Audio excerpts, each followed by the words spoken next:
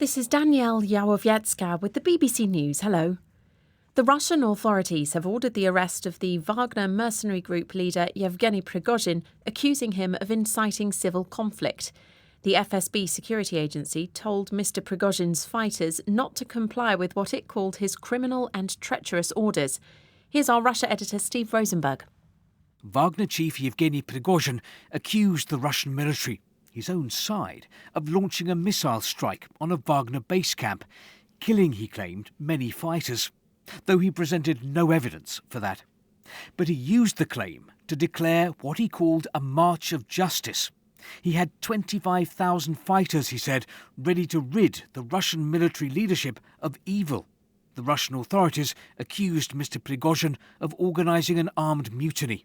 The Kremlin said that President Putin had been informed of what was happening.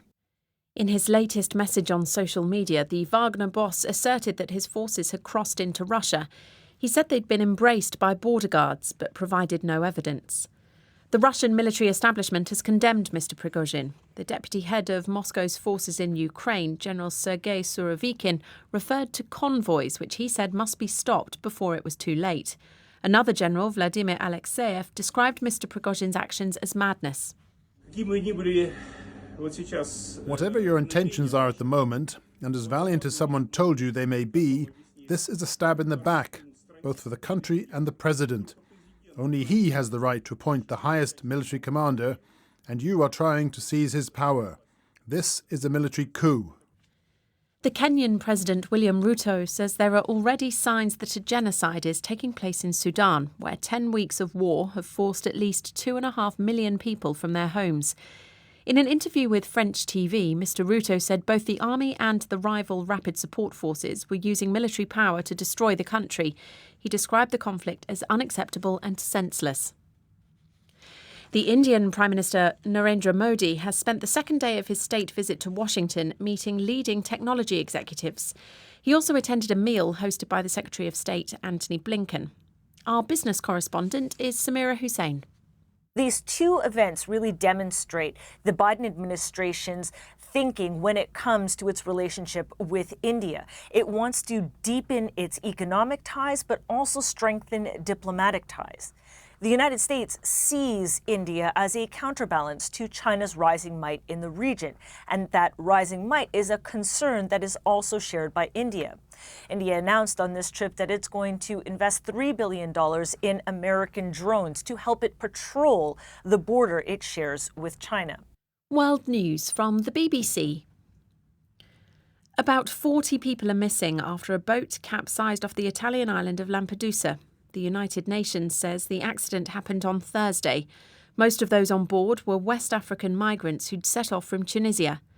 A spokeswoman for the UN's refugee agency said it was unacceptable to keep counting the dead at the gates of Europe. Canadian and American transport authorities have announced they'll begin investigations into the implosion that destroyed the submersible Titan. All 5 people on board were killed during a voyage to the wreck of the Titanic. The craft was operating from a Canadian-registered ship. The BBC has seen emails in which the head of the company running the trip repeatedly dismissed safety warnings.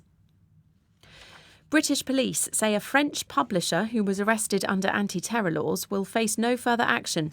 Ernest Moret was detained in April on arrival in London. He travelled from Paris to attend a book fair. Mr. Moret's employer claimed he was stopped because of his alleged involvement in protests against French pension reforms. It described the arrest as an outrageous infringement of freedom of expression. The Colombian government says it's working on a documentary about 4 indigenous children who were rescued this month after surviving a plane crash in the Amazon jungle. President Gustavo Petro said he discussed the project with the acclaimed British filmmaker Simon Chin. Leonardo Rocha reports. Mr. Petro said the government would give the production company owned by Mr. Chin access to footage from the rescue operation, as well as access to the families and the indigenous communities involved. The 4 children, including a 1-year-old baby, spent 40 days in the Amazon rainforest. They used their knowledge of the terrain to build a shelter and find fruit and water. They're now recovering in a Colombian military hospital. Their mother and 2 other adults died in the plane crash. And that's the latest BBC News.